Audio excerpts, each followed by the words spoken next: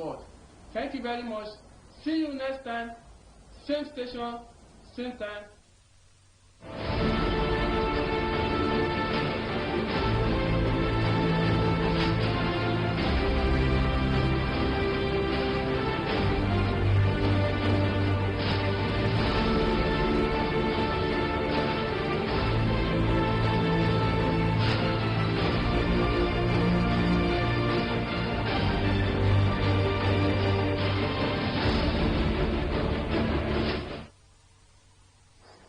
All right, you're welcome again. Straight on to oil and gas matters. We're looking at the reduction in pump price of petrol. Only yesterday, the federal government came up to say that the price of petrol should be now 125 naira instead of 145 naira per liter. And of course, reactions have trailed that. Well, I've seen that many Nigerians are happy about it, but we are still watching. Has it been implemented? And all of that. I have my guest in the studio, Mr. Cogent Ojobo. Good morning, welcome. Good morning. Good morning, viewers. Are you happy with the reduction in pump price of petrol? Any reduction is a welcome development. Okay. Any reduction in the spending of an individual is a welcome development. So why do you think the reduction in pump price was done at this point in time? When it was increased from 97 to 143, 145, it was as a result of what they call templates, as postulated by PPPROA. But I think now it's as a result of market forces. Okay. As a result of market forces. Yeah. Is it because of what is happening right now as regards the coronavirus that's affecting the economy of the world today? Is that why that affected our price of oil as well, price of our crude? And that's why the government came up to say that, okay, since the price of oil has dropped, there's no need still selling at the same price to the people. There is one potent language being used a lot these days, and it is called market forces. Okay. It's very, very potent. When things begin to happen, you see analysis of markets, whether it is bullish or whether it is bearish. Let's say that it's as a result of responses to market forces. Okay. The price of petrol and the price of crude, you cannot divorce them. They are most times related in the market force. Okay, so that's why? Yeah. That's why it's like this now? Yeah. Okay. So Nigerians are happy that the price of petrol. But is it only petrol, kerosene, diesel, that is also affected? Well, that is something that is a little bit complicated. Why so? Since 2003, 2005, diesel, nobody has been hearing anything about diesel or the federal government paying subsidy on diesel. Have you heard paying subsidy for diesel? But it's also a petroleum product. Yes. No petroleum product subsidy for kerosene as well. So it's a complex thing. But for now, the announcement was for PMS. Yes. Only petrol. And then that's so others are to be left the same way it's going. Yes. Okay, now is it being implemented now? Is it meant for only the NNPC or for everybody? Once again, let's look at markets. Okay. Once again, let's look at markets. You go to a shop, in a market, maybe you want to buy salt, iodized salt. Let's just take a particular product. Yeah. Iodized salt, for instance. You go to the market, you want to buy iodized salt. Marketer A is selling for 2 naira. Marketer B is selling for 1 naira 50 kobo. Marketer C is selling for 1 naira 80 kobo. Any buyer who has seen the price tags tends to go towards the lower one. The lower one, forcing the man who is selling at a higher price to come down on price. For now, what the GMD announced and his press release was that effective 20th of March, all NNPC outlets and retail stations should effect and change to 125 naira per litre. So sooner than you know, all the NNPC outlets will begin to enjoy patronage, forcing others to do same.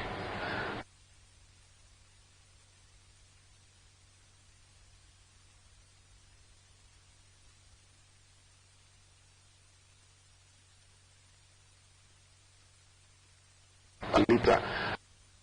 Do this way. Suppose the man lifted a week ago and his station is not a hot station that sells up to 33,000 liters per week. He sells 33,000 liters. Or is the remote village? He sells 33,000 liters in maybe a month. And he lifted. Should he now be made to bear loss? I think when he has finished his stock, he will go back to load. But after the time he will be going back to load, and he now buys at ex-depot price, because there is what is called ex-depot price. He buys at ex-depot price, takes it to his station. At that point, when he has taken it to his station, and he is now selling at a higher rate than the official rate, he is complicit. He is at fault. Okay. And DPRO will be at liberty to enforce the laws on him. So what should he do? What do people like that do? As soon as you finish your old stock, go back. That's why, look at it. That's why the GMD of NNPC did not say all filling stations should hereby. He now instructed on the government station. He now instructed that all NNPC retail stations henceforth from March 20th, which is today, should start selling at 125 naira per litre. That is the government. Yes. So it doesn't affect the independent marketers. It will drive. I'm using the word. Okay. It will drive the price down within a week. Within a week, I see where there will be harmony in pricing within a week. Okay, from your analysis now, someone that buys or that bought the product just a day before this announcement was made, but let's not say a week now, a day before, and the person does not enjoy high petrol, as you just said, maybe it doesn't sell much each day, and the person has enough product, what will the person do now?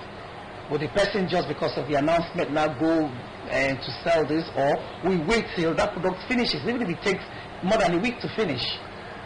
In all of this, there is what is called what I know, a principle of what I know to be price administration. You have to prove when DPRO comes, for instance, this is what I bought. Are they going to check the private stations or the NNPC stations? To start with, it is the NNPC stations. To start with, the NNPC stations. So if the announcement does not change, are they going to go to check other private stations, or is it going to be just continuous for NNPC alone?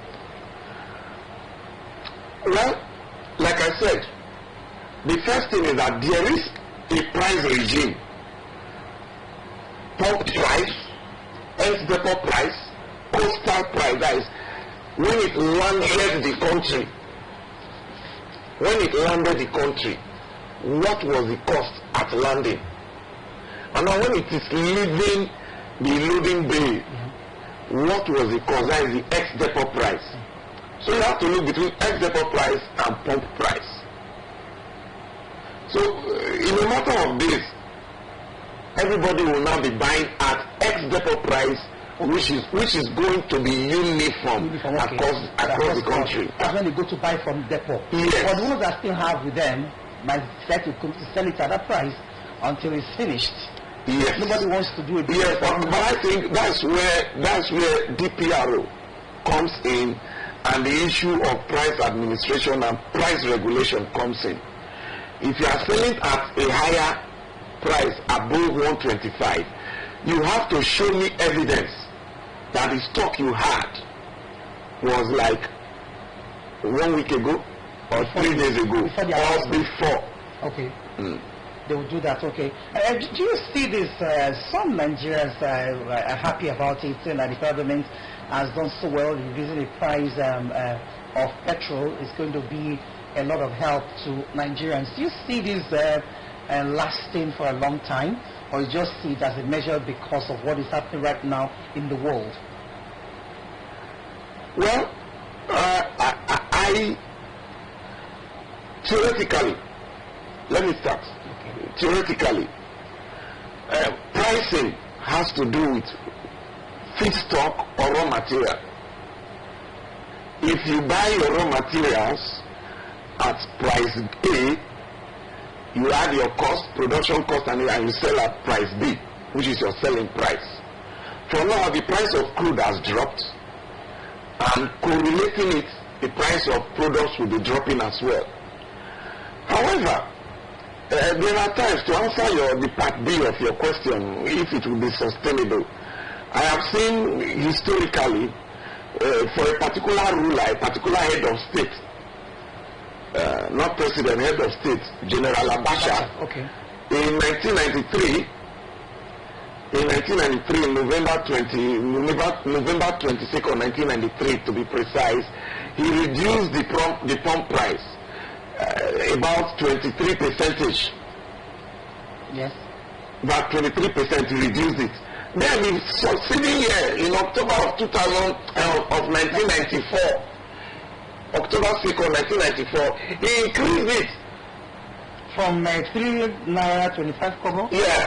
So 5 naira something, which is 5 naira to 15 naira. No, 5 naira something, which is like 300 and something percent. Well, economics and landing costs and subsidy was not an issue then that was so much topical. So what was But it? I think it was administration. I just want to prove to Nigerians that I'm a benign, no, I am a benevolent ruler. Let me reduce it. And remember, in 1993, he was just getting his hands on the rope on administration. Abacha came after the Group 93 election, June 12th election. And after the June 12th election, when Abacha annulled election, whatever, came to power, he has to become acceptable to the populace. You have to get acceptability. In doing that, he reduced the pump price. But as soon as he consolidated, he looked at it again and said, no, the pump price, we are buying this, we are doing this, we are buying catalysts, we are refining at a loss, let's increase it again. So he increased it. Percentage increase 321%. So the government can increase it, the government can reduce it, it is at their will. At their will. Well, looking at what is happening right now in the world, the economy dropping and the oil price has dropped drastically, the price of crude, is the right time to reduce the price of petrol. And maybe after this whole thing, this whole coronavirus thing, and when the world economy picks up again, maybe we're going to increase the price again. Do you see that happening from your analysis now? I won't answer directly. Okay. My answer will be that I pray it does not happen because I buy fuel too. I pray it does not happen. The increase has been at a pain to Nigerians. Yeah. So let us enjoy less pain for a longer time. I'm a citizen as well. Let's enjoy lesser pain. Lesser pain for a longer time.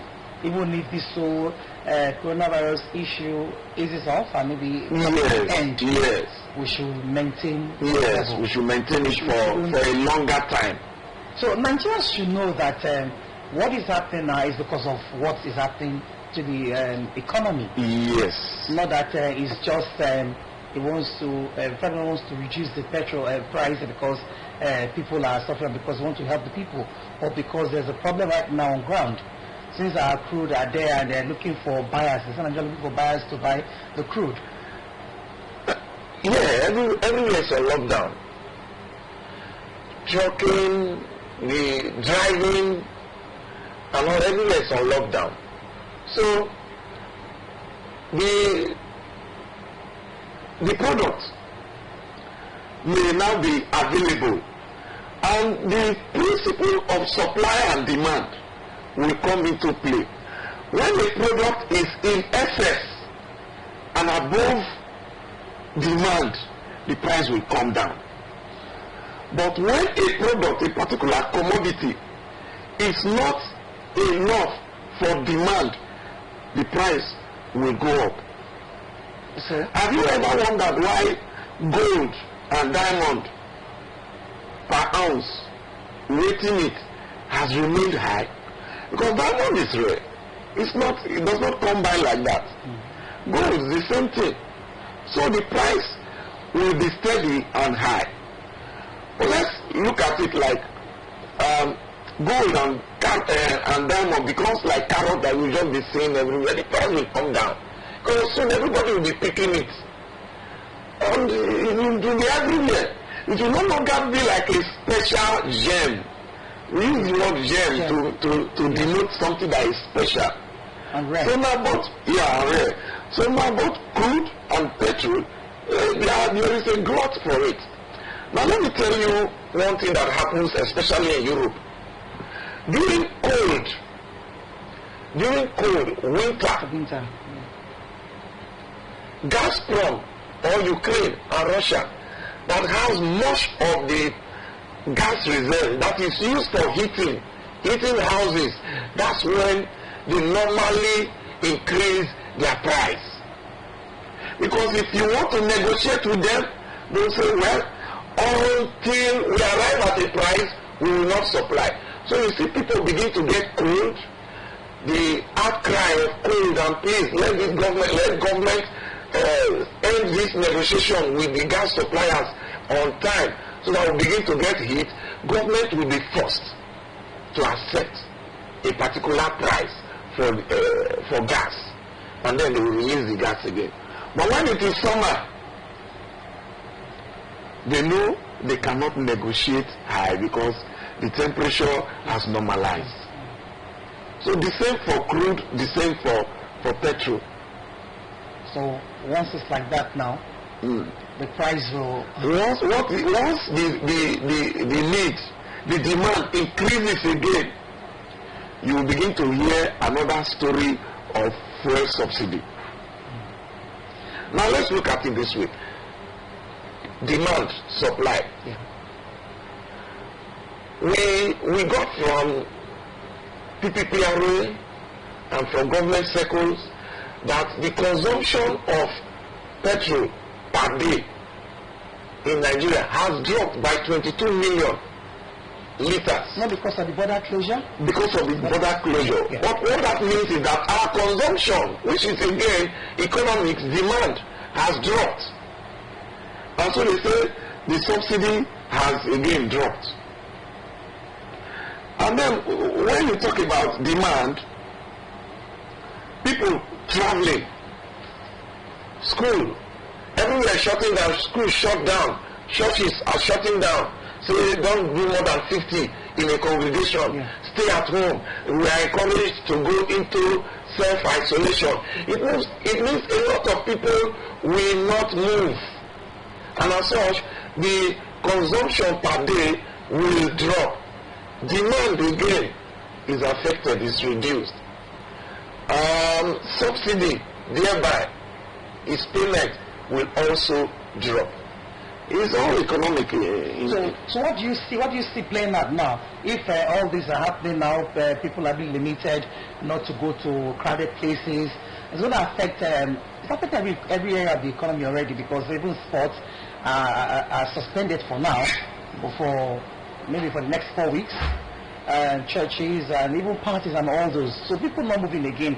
Are you saying now that even with this price reduction in petrol, that we'll still not have enough demand? People will not demand like... the demand will drop. Will drop to now. The demand will drop. The only demand I see for petrol that is going to be sustained is because there is no electricity. So people will still power their generators. Okay.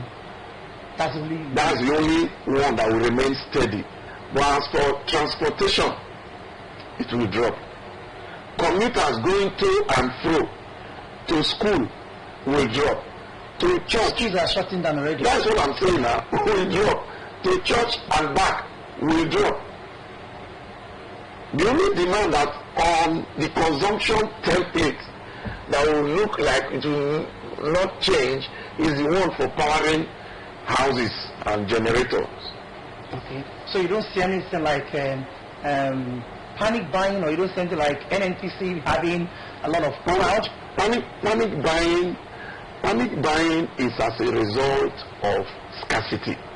Yes, I know. So that is ruled out. Is that okay? But crowding NNPC stations, yes, we are expecting it to happen. In fact, not expecting it, it must happen. So now we're going to see crowd in NNPC stations. Yes. I know we don't have many of them around. In places where you have only one NNPC filling station, and then you have what you don't have in Warri is a NNPC mega station. However, there are NNPC retail outlets, yes, where such outlets are in franchise with NNPC, are in agreement with NNPC. And they have their logo there? Yes, they have their logo there. Okay. So for the ones that have their logo that are retail outlet, now you're going to see a lot of people going there now to buy. Yes. Which means the other ones are not going to have as much patronage as NNPC retail outlets. Okay. So we see this playing out that after a while, like you said, it's going to normalize and everybody's going to be selling at the same price. Yes, at the same price. Sooner than later, they'll begin to sell at the same price. Okay. If the price of £125 naira per litre is sustained for the next 3 months, everything will come back to being normal. Everybody will now go back to 125. Now, what is the need then? The stock is there. You are not receiving patronage because they know your price is high, and you just have it there. You bought it. You actually bought it at the 113 or 119, and you are not selling at above 125. Nobody is patronizing you. Your cash, your capital is tied down. The theory of turnover you'll be using on it. Sooner than later, you know you join the bandwagon. Okay, before I let you go, what do you see playing out in all of this? What I see playing out is a couple of factors. One, economic factor of market pricing, and two, government political decision. Why so? Buhari would have, nobody thought about it. Buhari would have left it at 145.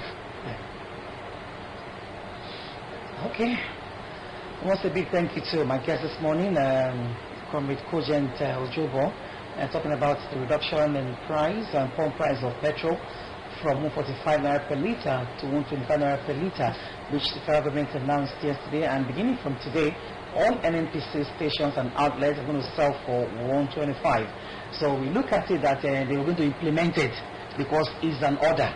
The order has already been given. So there's no excuse for NNPC or that retail outlet not to sell at that price. So I'm just looking at it to see that as they're buying fuel, they're looking at it to see if it's actually 125 and not above that. Also, a big thank you to you once again for coming to the program this morning. You're watching Morning Watch on Delta Rainbow Television. We'll take a break, and of course, coming up next is our second segment of Oil and Gas. To stay tuned.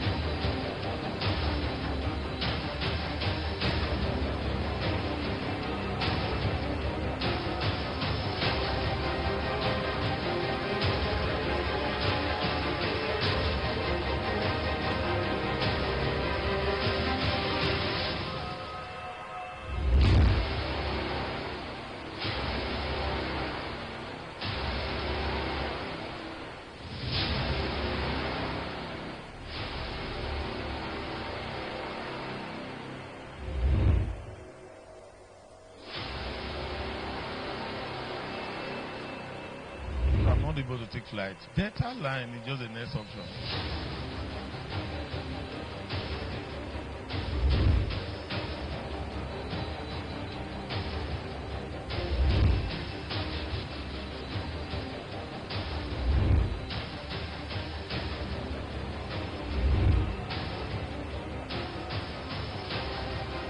You can see the excitement in everybody's face. It is a new dawn for Delta Line. It is quite adorable that our governor did this for us.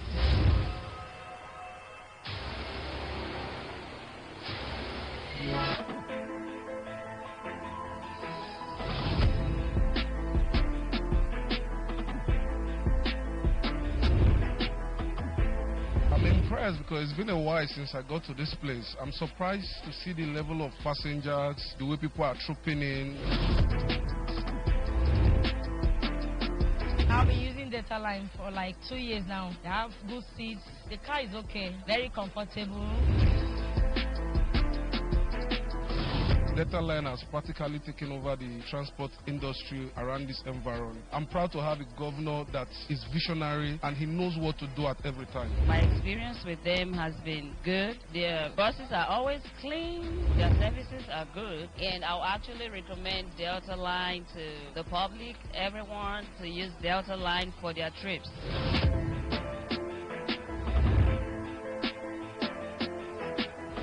I'm happy I'm a worker in Delta Line. I really want to appreciate the governor. It's the governor that have the masses in mind. When you see our vehicles on the way, you know that truly Delta Line is proud of its act.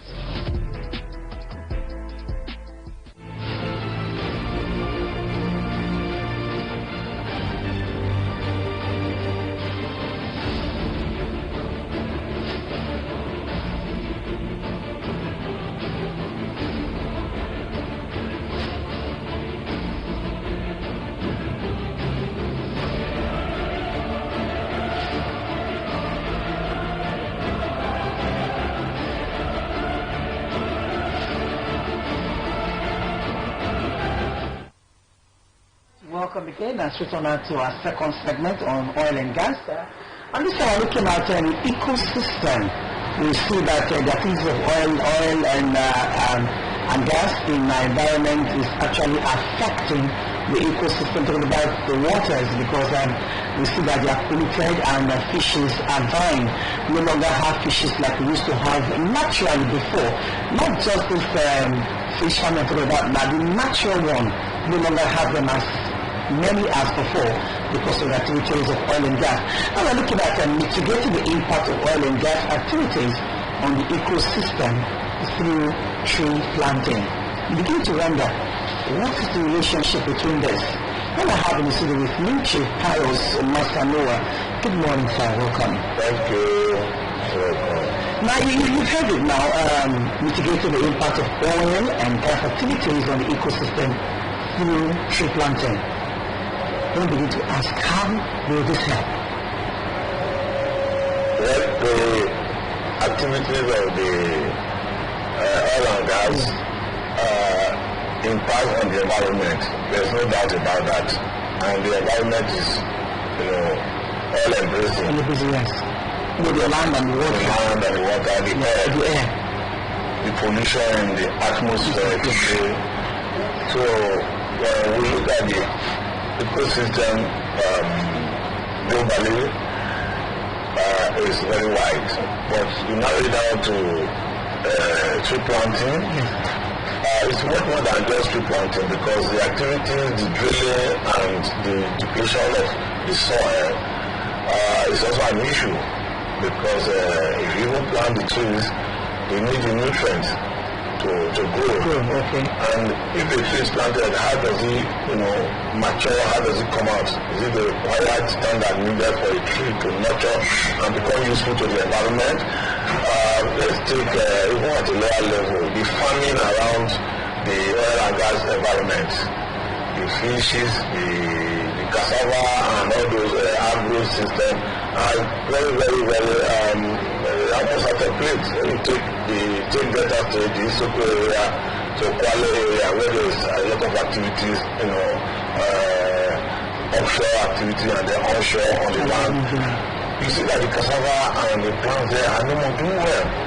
you go to our market today in Delta here, one foods that are bred from the Edo State, like Asian area, for those who understand the system, they are much better, fresher, and in fact, by nature of my activities, I'm into environmental planting and horticulture and the rest of them. I enjoy the plantain, the banana, the pineapple that come from that side. Because you don't have that effect of the oil and gas. The ones from here, they are acidic. If you eat the plantain, there is right plantain we call dodo. Here is acidic. Pineapple is acidic. So those are some very, very silent impact that this thing is having on our environment without us knowing from the modern observation. Okay. So when the tree planting, it requires the nutrient on the soil to get it matured. Okay. So we're looking at this. So how can tree planting help the impact of oil and gas activities on the system?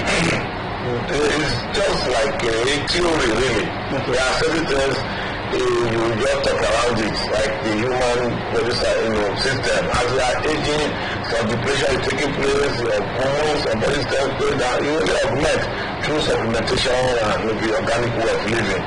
However, what we are having in our environment here now is like no policy, no direction.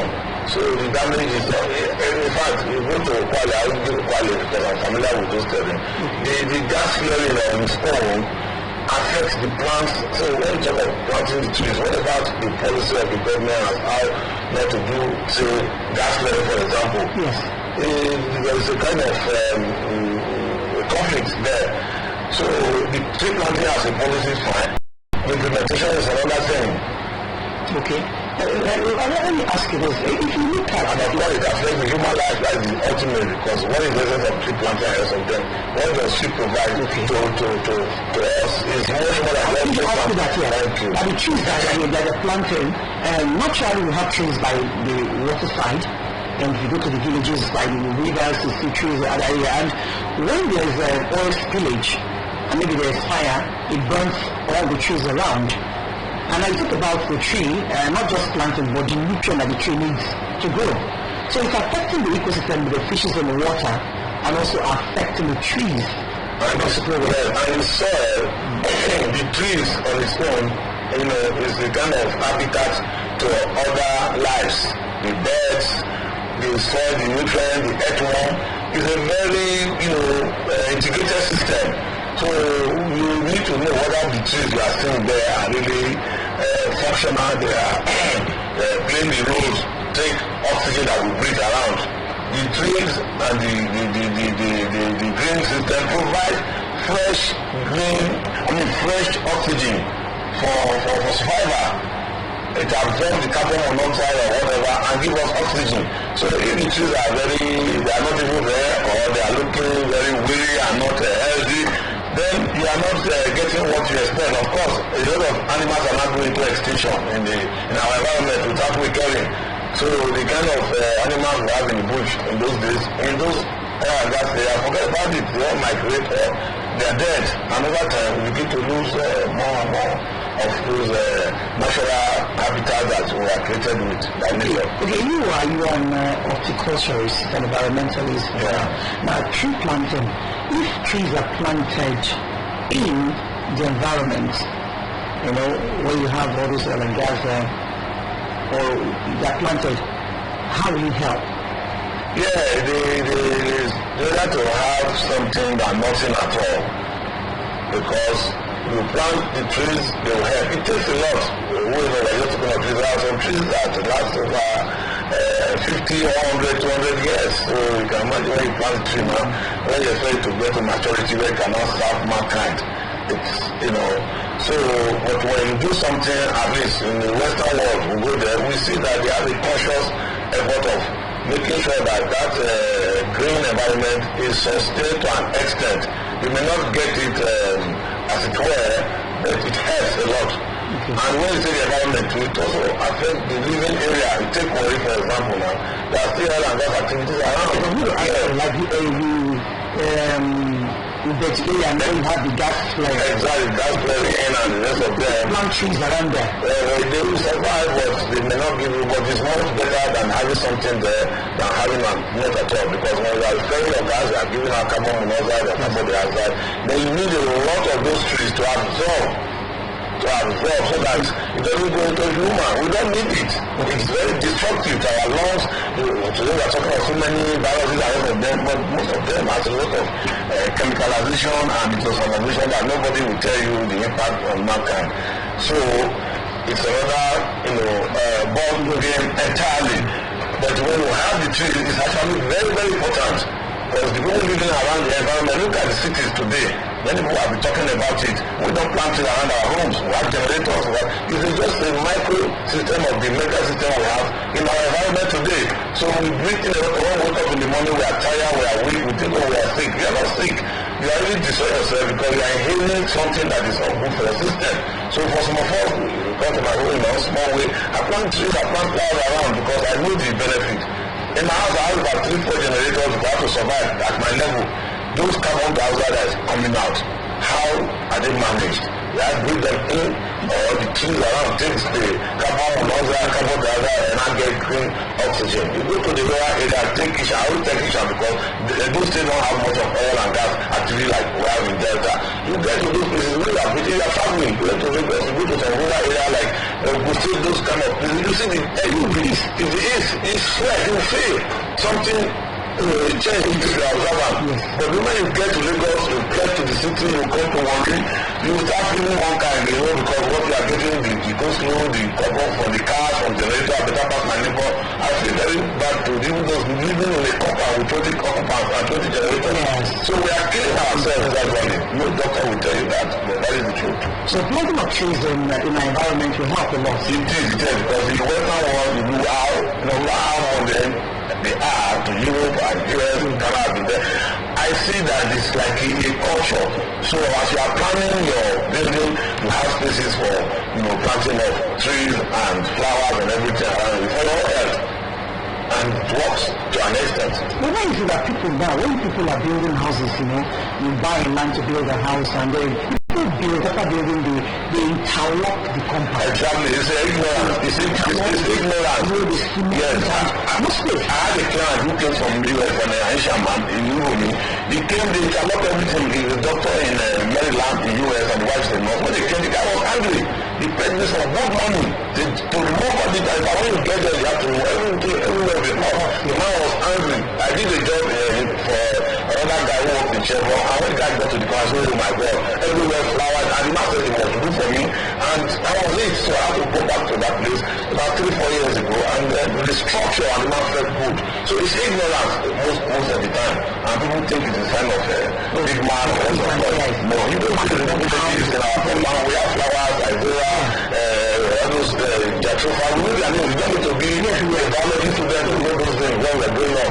This is the nature, the way the colonial development is about. In school, we used to have flowers and botanical garden. In the secondary school, in those days, we have agri farm at the back of the hostels. In the school, primary school, we have it.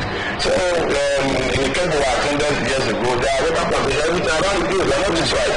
So we breathe and live heavily, but today it's a different problem. I don't know, the policymakers, they have to insist that something has to be done. Then public awareness, like what you guys are doing in the media, they really have to tell people we are killing ourselves gradually. And no solution if we don't take action.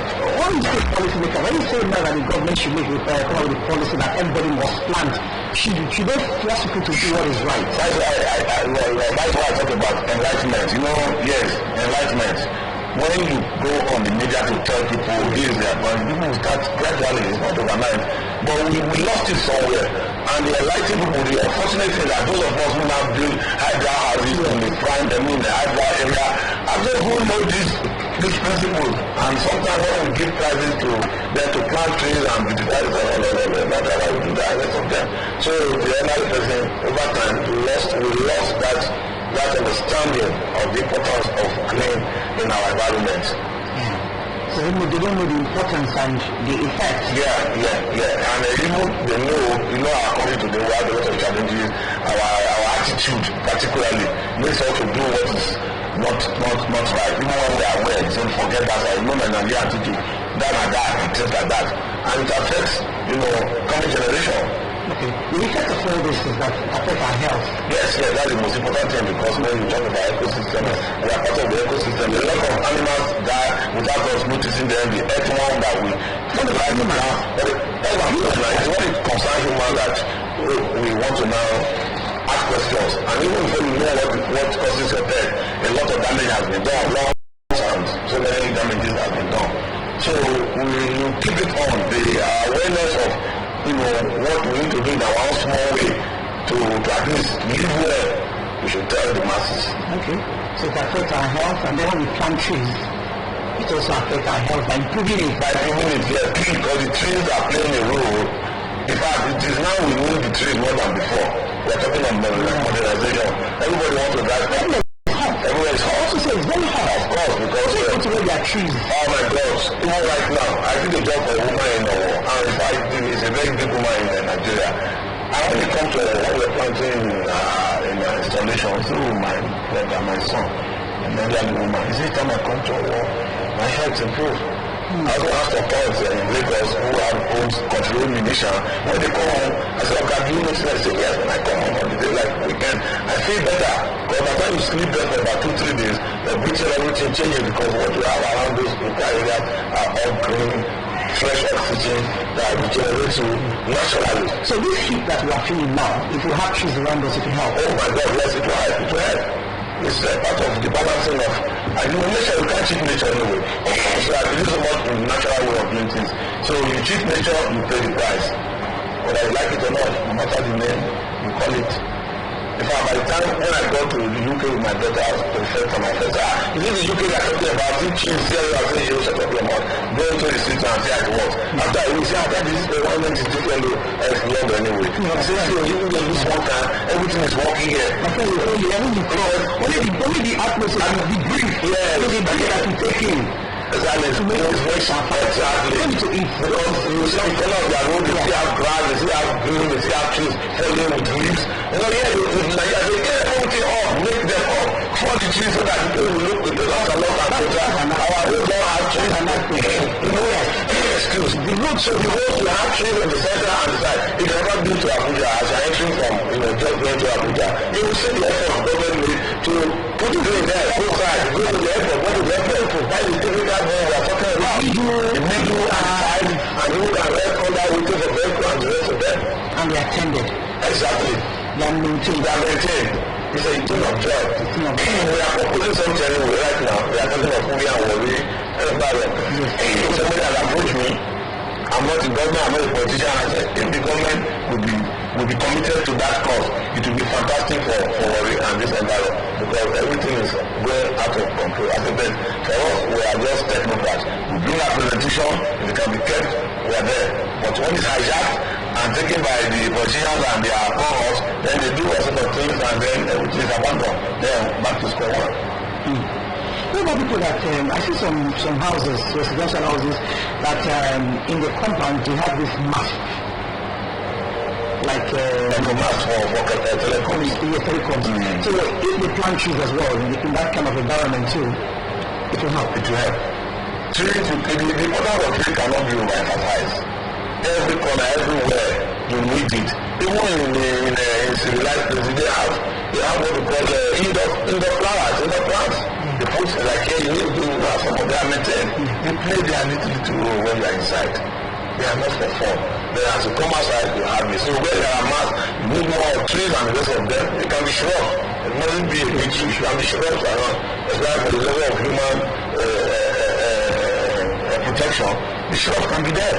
The mass can go up and do the connectivity and the rest of them. Okay, I must say thank you to Pius and Master. We were talking about tree planting and mitigating the part of oil and gas activities on the ecosystem through tree planting. We are all part of the ecosystem, not only the animals but also humans as well. And with the environment that is so hot now, And even with this coronavirus that is going on now, the shoes can help as well. Yeah, because you can see that it's starting from the most civilized environment where they are most, like I told you, the Western world, they are smarter, there are things they will not tell us anyway. Our scientists also come up to us, so shoes will always help, but when the place is over modernized, over, industrialized, there goes with some consequences. What they are emitting to the air, you cannot say, but they will protect it, because they are the originator of those causes anyway, but they will never tell you. So plant a tree. Just plant a tree around the environment. So you have trees in the environment, but you're not only condemning the environment. I do. Do you take the message to your neighbors around you? Yeah. Not just plant a tree. I'm a parent of organic living. I live organically. If I'm traveling abroad, I take my food, I live my grandmother, everything. So my lifestyle is organic. So it's more fun than just planting a tree. Plant a tree, live organic, and forget about Western life, and then you'll be strong, and then you'll be there. At least I'm running to 65 now. 65? Yeah, I don't eat any foreign food, any canned food? I take it sparingly when it's unavoidable. I take more of, I don't take Maggi for example, in due respect to Maggi manufacturer. I'm not the one who free. I say with Maggi manufacturer, I don't know this man is talking about. I take normal, crayfish, ispa, what is due to cook normal food, kodo, our spices are very natural, that's what I eat. So I can say 99% of what I eat is organic as much as I can. Well, fish, I don't take beef for my age and things like that. So the nutrition is another side. So, do you eat liver fish? Yeah, liver fish I fish, yeah. If I eat one fish maybe I'll just me and you go enjoy them, take small pond fish, I take at that time, say now old school, but back home in my house is all liver fish, gari, everything organic. That is me for you. Okay, thank you so much again, Chief Paris and Masanwa for the program this morning. Let's plant a tree so that we can help improve on our health. Yeah. Thank you. You're still watching Morning Watch on Delta Rainbow Television. We'll take a break. We'll be right back shortly. Do stay tuned.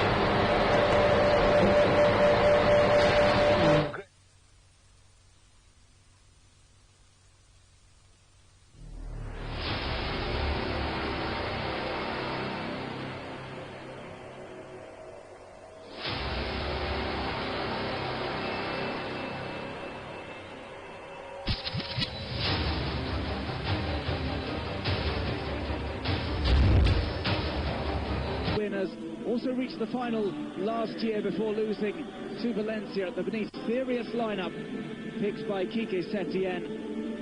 You can see plenty. Ter Stegen with a four-man back line. Jordi Alba, Clement Lenglet, Gerard Piqué and Nelson Semedo. 3. This is the Leganés starting 11. Ivan Cuellar in goal. Jonathan Silva, Siobas, Awaziem in the Blaugrana, the crimson and blue. At low centre of gravity.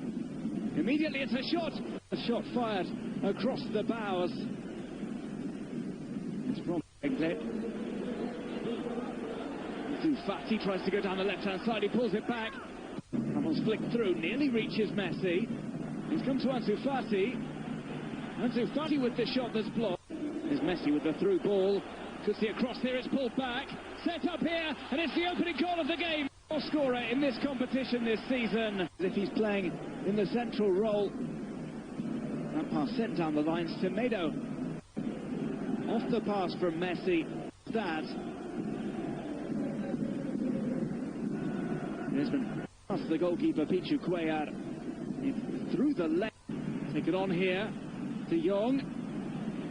It's on the left. And that one is struck. Footed strike wide. He knew that any certainly fearless going forward.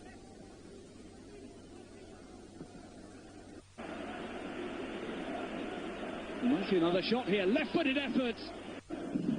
Taken on here by Vidal. It's come to Griezmann. He returns it. And it's into distance. Through Vidal winning the ball back.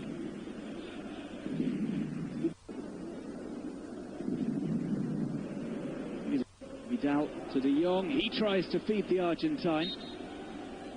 Through Vidal impressing so far with his interceptions. Run up from him. Messi instead plays it into the box. It's headed forward.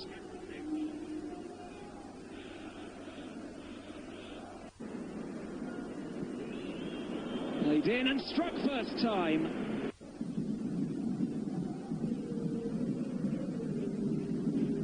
He and Sergio Busquets. It's Messi with another free kick. This one's headed. And Betis. This is a chance for Griezmann. Griezmann! What big deflection though.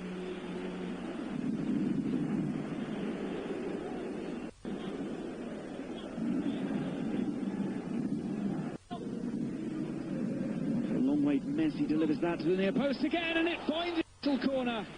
And second time around. But it looks likely as if this one is going to be given. It was a corner in.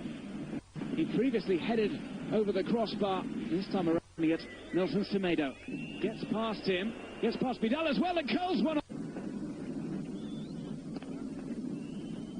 Swerved in, and that one is he's still going. Holds that ball up, digs it out, it comes to Vidal. Busquets. It's played in, and it's gathered up.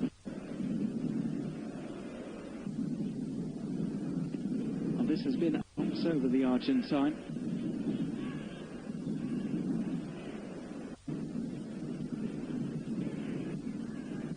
Okay, misplaced pass from him. This one, Barca will be going from right to left.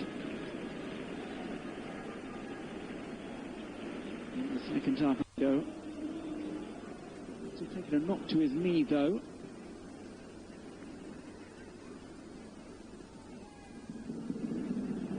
Vidal with a shot from distance. It's off target from here this game.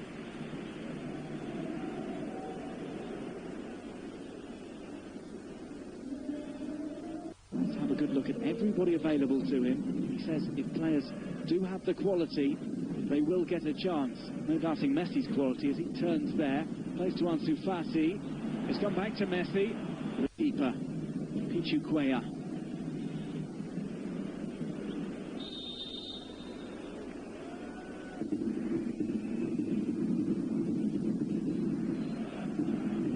Too much of Jordi Alba in the first.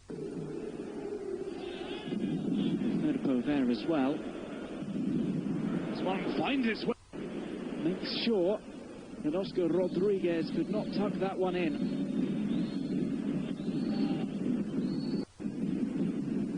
It's a nice height. Piqué to Semedo. Sunfly stays down against Frankie de Jong, who's played the nut.